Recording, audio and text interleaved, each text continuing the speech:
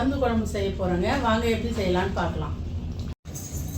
குழம்பு செய்யறதுக்கு தேவையான பொருள்ப்பா 4 வெங்காயம்ப்பா, 4 தக்காளி, 3 பச்சை மிளகாய், கருவேப்பிலை, கொத்தமல்லி கொஞ்சம் தேவையான அளவு எடுத்துக்கணும். இதுதாங்க திருக்க மீன். இது எல்லாம் கட் பண்ணி கழுவி வாஷ் பண்ணி வச்சுருக்கேன். மருந்து குழம்புக்கு முக்கியமான பொருளுங்க இது. 2 முழு பூண்டு, 4 ஸ்பூன் மிளகு, 3 ஸ்பூன் சீரகம், இது வந்து சுக்குங்க.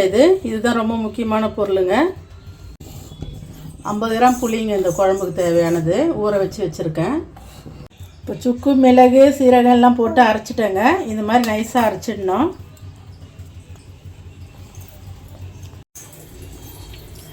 மீன் குழம்புக்கு தேவையான நல்லெண்ணெய்ங்க. எண்ணெய் நல்லா காஞ்சிச்சிங்க. கடுகு போட்டுடலாம்.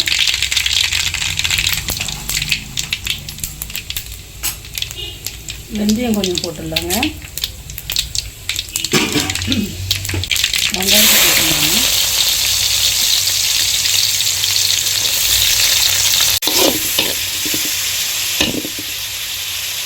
குழம்புக்கு தேவையான உப்பு இந்த வெங்காயத்திலே போட்டுடுறேன்ப்பா.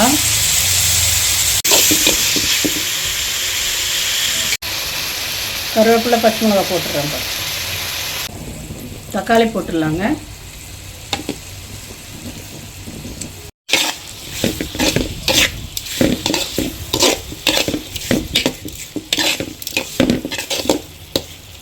தக்காளி வெங்காயம் வதங்கிடுச்சுங்க. மஞ்சள் பொடி போட்டுக்கலாம்.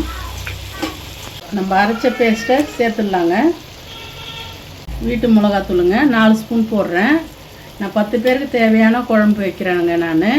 நீங்கள் வந்து உங்களுக்கு கம்மியாக வேணும்னா இதெல்லாம் கொஞ்சம் குறைச்சி போட்டுக்கோங்க.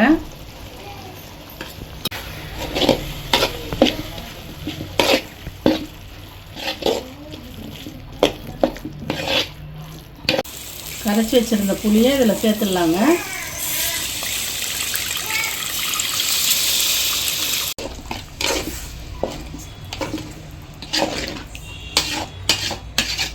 குழம்புக்கு தேவையான அளவு கொஞ்சம் தண்ணி சேர்த்துக்கிறேன்ப்பா.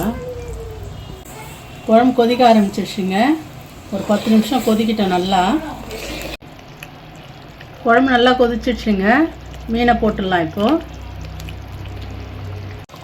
இந்த மீன் குழம்பு வந்து கை கால் வலிக்கு, சளிக்கு எல்லாத்துக்கும் கேட்குங்க.